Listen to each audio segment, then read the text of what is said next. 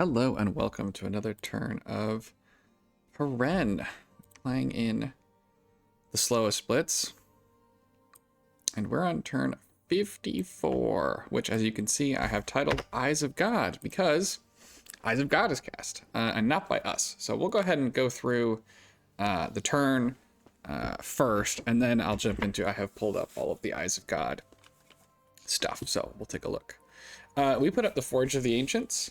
So this is an interesting global that is going to give us is going to let us craft things with Mastersmith 1. So that's going to essentially break us into every booster and just about every spell. I think, some things like Wish are still out of our reach at present.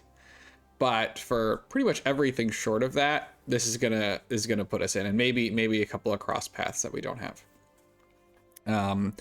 And then you also, right, it gives a 20% discount. Now we spent 80 on it, right? So you have to essentially spend, enough gems that you've gotten an 80 gem discount for it to be sort of quote unquote worth it.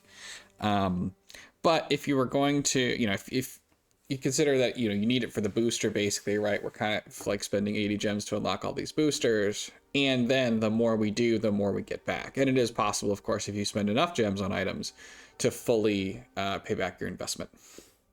So it's a neat little global. We did min cast it because it's not something that I'm going to be like fighting for to keep up for very long. Kind of just want to use it. And then anything we get after, making our boosters is sort of gravy. We also put up Blood Vortex. There goes Eyes of God. And there goes Eternal Pyre. Vampire, Mercury Pond, bunch of Blood Slaves. We failed to get the graphs for Kidson. Small little battle. And some carrying stuff. Just the conflict that never ends over there. Nature Gems is nice. A Deadly Disease is spreading, which we knew already. That's our guy. Got rid of a boss scout. Our capital has changed into a forest. Unfortunate, it does not do anything good for us to have our capital be a forest. And so we lost 4,000 people. Now some of them did migrate to another province that is nearby. So that part's okay. And our overall population is above where it was. But as you can see, now that it's a forest, it has a -2 penalty. But we're ultimately still growing. So it's not the end of the world or anything. But real quick, let's just take a look. I don't think we're fighting much. We're just kind of moving around. We're gonna try and get some people to move over here. We have lots of site searching still to do with this guy, and we need to get some priests to try and shore up our dominion along our border, so we stop getting pushed in quite so bad. There's like a throne here, which is causing this to be a problem. And you can see there's a lot of really good scales here that we're not getting. We are getting this, and the drain, of course, doesn't matter. But actually, we are getting it this turn because it's 0. So never mind. That's not too bad. But we're going to need somebody over here, or it's not going to stay at 0 because we'll get pushed in. In terms of... Let's see, I think there was it's been a while since I did a recording. Show only commanders with... cast and forges C and F. So only a couple casts, just a Dark Knowledge and some more statues, which we get that bonus on. And then we are forging a bunch of stuff, right? Both of the Glamour boosters, a Bloodstone, a Robe of the Sea, Cornucopia. Here's the Robe of the Magi. That's the big one that we were looking to get out of our cast. Robe of the Magi just unlocks so much with that +1 to anything bonus. Pendant, an Ointment, an Athame, some Bloodstones, and an Arcane Lens. We're still definitely suffering because our fire income is terrible. It would be really nice if we could make lanterns and whatnot, but we can't because we have no fire income. I mean, our gem income is kind of bad, and we haven't. There's a lot of searching work to be done here. Still, I will admit that, and we're gonna get there eventually. So it is not entirely bad luck per se. there is some more work we have to do. Fire is just kind of tricky, and maybe we haven't been using our god as effectively as we could, or some of the archdevils, just because we only have Fire 1 sort of generally available outside of yeah, the god, and I think we have archdevils somewhere. Maybe we don't.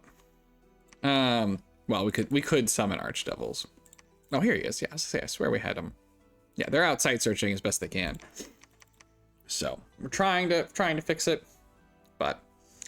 and maybe they shouldn't be manually searching. They should be doing augury, but we don't even have enough gems to support doing an augury every turn.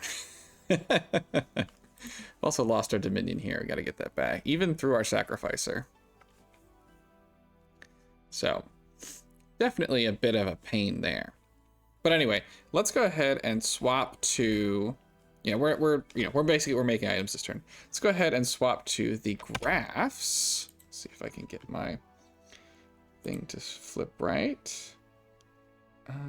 Hold on, I'm gonna pause, make sure it goes. Okay, we should be back and working.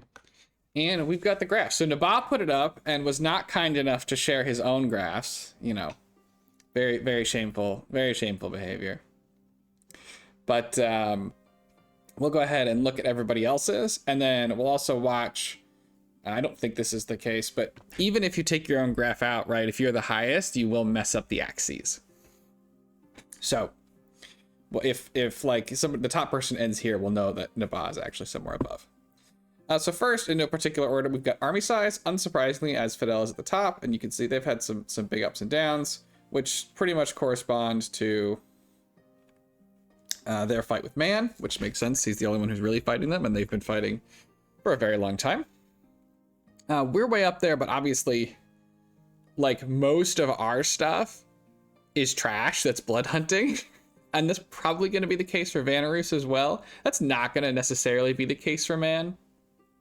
So, in terms of units of quality, my guess is that his army is quite a bit stronger than ours is.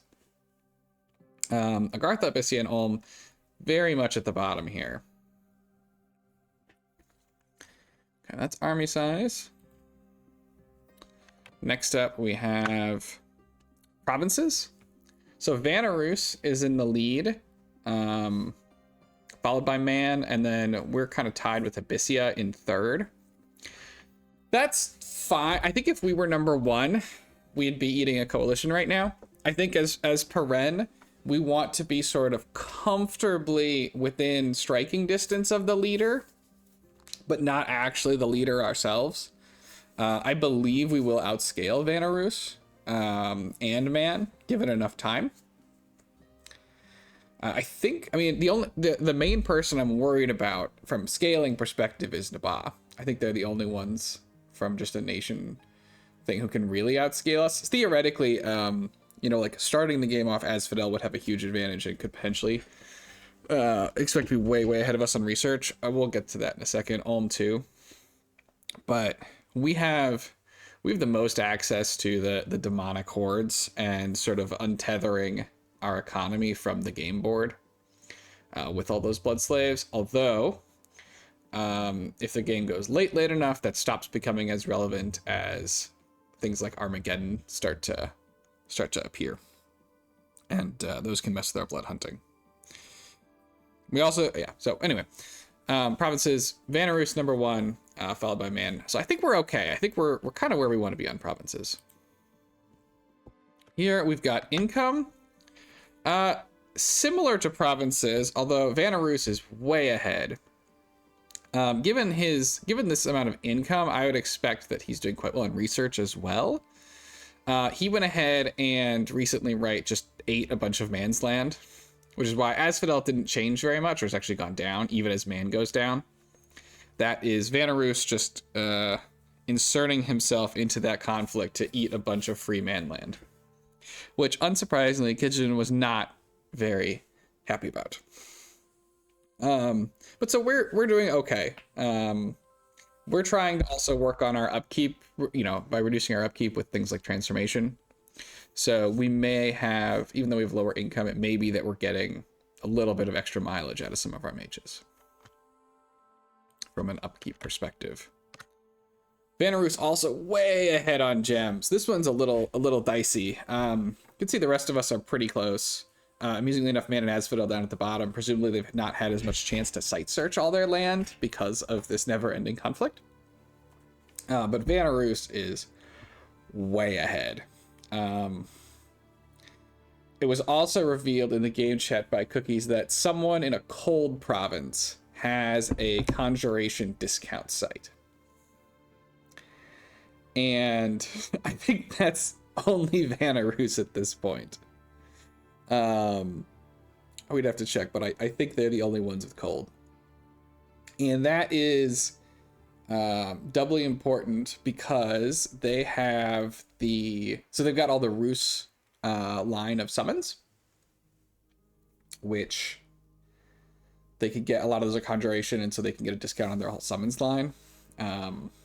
They also will scale. They have, I think, currently the only unit in the game that you can summon with the Drake tag that isn't generic is the Zeme, or Zemi, no idea how you pronounce it, of Vanarus, or the Rus line. And that one, so right, you can potentially stack +3 on to that, right? There's 2 items, and then you could cast Dragon Master. And so you could get 4 discounted Zemes, or 4 Zemes at discounted cost versus the price of 1. So, but this gem income is definitely a bit scary. This is putting a big target on Vanarus that they are currently leading and are very, very rich. They have the most income. They have the most gems. They have the most provinces. They're looking like the game leader. We'll see about research. That's the big one. We got forts next. And you can see, yeah, there's that money being put to work, right? They have double the next person's forts. So all of those are going to go into research potentially. And we'll see what the research graph looks like. My guess is that they will be doing quite well. If they aren't doing very well, you know, these are the kind of graphs that gets you attacked. Like if you have tons of income and tons of gems and you somehow have no research, you are, you know, way more likely to get attacked than if you are leading in research. But for forts, we're tied for second, although we know that we're not producing a mage out of at least one of ours, which we don't have the money to do anyway. But Vanarus looks like they do, and they have the forts to make it work. Vanarus is leading in Dominion, so it's not as relevant. It's probably, you know, he's got Bloodsack as well, and he's the largest, so it makes sense that he's got the most Dominion. It's something to keep an eye on as the game goes on. Eventually, if you run out of, you know, there's late game Dominion plays. There's a new late game Dominion play in 6. I say new, but of course the game's been out now for a year, but there are more options to punish people's Dominion than there were in Dominions 5. And Vanarus has access potentially to all of them. Blood, we are winning blood as far as we can tell. We had the highest visible blood income. Of course, the person whose blood income we're most concerned about is Nabaz. And this does not help us see it. You know, theoretically, they have to break in slowly with either a god or with like scout hunting. But once they are in, they have a blood summon that they have a blood mage that they can summon with blood, so it can kind of take off in a hurry. And if he found things like garnets or circle masters, that can also kickstart it, and they could have a huge blood economy. So something to keep in mind. The person we care, like looking at this graph, the person we care the most about isn't on here. What is weird, Abyssia isn't blood hunting. That's the other red line. You don't even see their name. I don't quite know what that's about. I would have thought there would be more Abyssian blood hunting going on. But there isn't. So I don't know. And I think I could have done an even better job with blood here. I think we probably should be hunting even harder. Though I think in game at the time, I'm going to end up being content where we are, and I don't think I should be. I think we should be pushing for even more. And then I think this is the last one. Yeah, I think this is the last one. Research. So, as we can see, Ulm is in the lead, despite being super tiny. That's not necessarily terribly surprising, right? They're going to be putting out 1 gem lanterns, potentially 1 gem Wills. Maybe they're doing some of the other boosters, although those are probably the most likely. And they probably just have those on absolutely everybody. You can see they've been in the lead for quite a long time. But they are very small. So having very, very high research and being very small makes them someone who I kind of don't want to immediately... It's kind of a question of... They're out researching me now. Do I think I'm going to close the gap? Or do I think the gap is going to get wider? In terms of, do I want to attack them now or do I want to attack them later? With the new way that the 9s work, you're never going to fully catch up. Or it's generally you can't finish research. So it's not like we can just say, okay, they're going to get all their 9s and then I'll get all my 9s 20 turns later and we'll fight them then. But, them getting extra 9s may not matter as much as me getting a bunch of 8s, right? So I may be able to get more spells that matter to me while he's still getting spells that aren't as relevant. But a very high research score from Ulm. It'd be nice to go and loot some of that. Vanarus in second, not surprising given his abundance of gold and forts, although only by a little bit. We're keeping up quite well. Which is a little surprising, as I don't think we have tons of... I don't think we have tons of research. I honestly, it's been a little while since I did the turn. Asphodel is down. Man is near the bottom with Abyssia. So that is interesting. Asphodel has a pretty significant lead. It'll be interesting if they've got the research that actually counts in helping them to take more fights against man, and if they can sort of... I think they've been going down. If we look at provinces, I mean they're down on net. They're kind of bouncing around, but they're definitely way lower than man. So question there of can they turn this around? I don't really want it. I don't know. At this point, I'm not sure. Early on, I was certainly happier for man to beat Asphodel. Now that Asphodel is behind and we're getting much later into the game, I think I'm happier with Asphodel winning, as the tools to beat Asphodel are going to be more plentiful. We can, if we had to fight them right now, we could try and pick off stacks with super combatants of like large mannequins. We could do the big fires. No, not fires from the sky. I honestly can never remember. Firestorm. We could do Firestorm. We've got a lot of options that we can efficiently fight large groups of chaff now.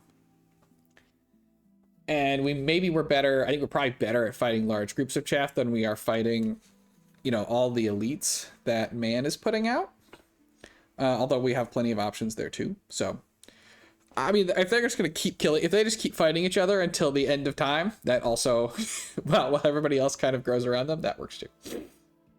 So, all right, we'll go ahead and hop back into the game. Let me pause it for another second to make sure that it's working. Okay, should be back into the game now. Yeah, so Zan has grown very large over here. Oh yeah, there's all the Zamays. And it has been a little while since I recorded, so I can't remember when I last talked about stuff, but you can see. So we know that some of these Zamays are backed up, or we believe anyway, that some of these Zamays are backed up by a conjuration site, which helps him get even more of them.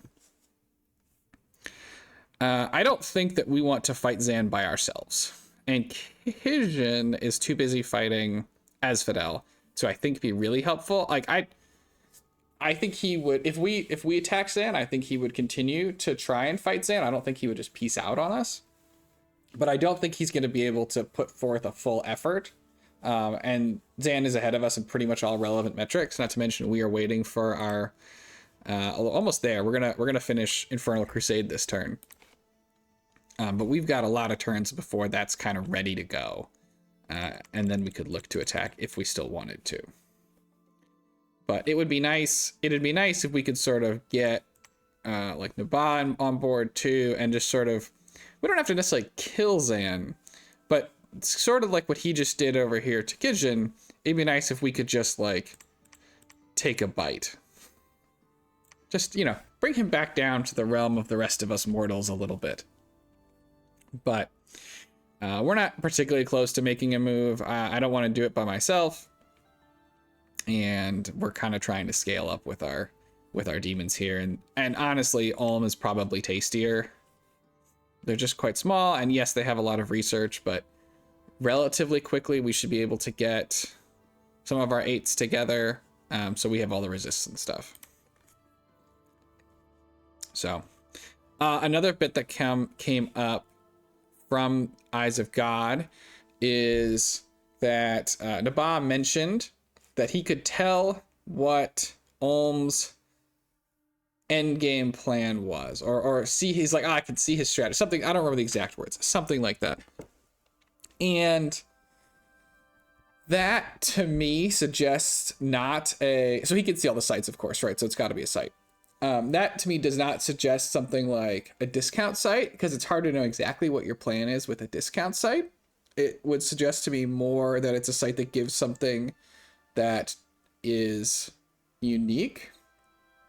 And I think the most common one that makes sense at this point for something like that would be a necromancer site, or somebody else who, I think it's necromancers, whoever gives corpse stitching, because that would enable a Tartarian endgame. Which could be big for Ulm. So, and there may be others. I'd have to go through the site list. But that's one of the ones that came to mind of a site that unlocks a new endgame. Another one would be obviously a blood site, but he posted the blood graphs, and there doesn't appear to be any blood hunting, or not even a blood site, but like maybe like a site that gave like circle masters.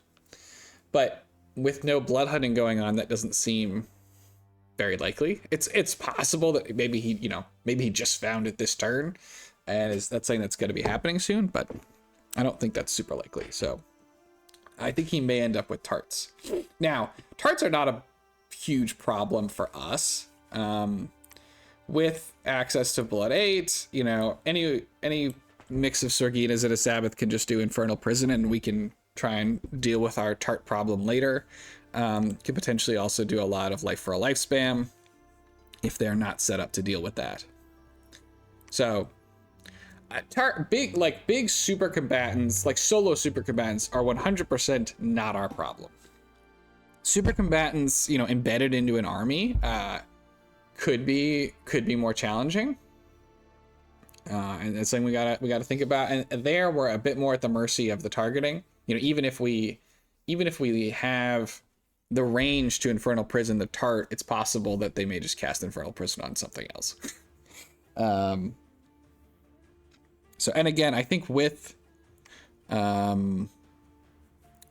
double boosters right now, with double range boosters, you can Infernal Prison the entire enemy's side of the board. So there's nowhere to hide those tarts if they're by themselves from Infernal Prison. So that's all well and good. But yeah, I think that's pretty much it for this turn. And given that we're at 23 minutes, we went through the graphs, we'll probably just go ahead and call it an episode. So yeah, hope everybody enjoyed it. Let me know what you think about the graphs, and if you think I missed anything. Again, we don't know what Nabah is up to. They just put up, another global. So it's a lot of extra fire gems for Nabah.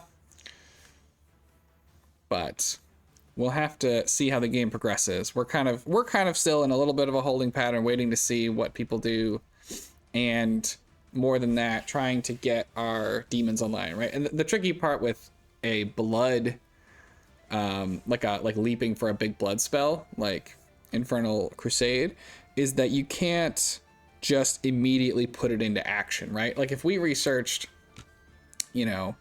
like, I'm not like it's a good choice, but like if we research Flamestorm, right, the second it's done, we can just walk in and Flamestorm people. But with Infernal Forces, it's gonna still take us a number of turns to, and that's why we're forging all these bloodstones, by the way, so that these guys have the Earth 2 to cast it. it's still going to take us a number of turns to build up really significant demonic armies. So it's a really slow play. I think you know, if we get away with it, I think it's really strong. But it is slow. So just sort of thinking about that. But anyways, thanks everyone for joining me. I hope to see you all in the next one, and have a great day.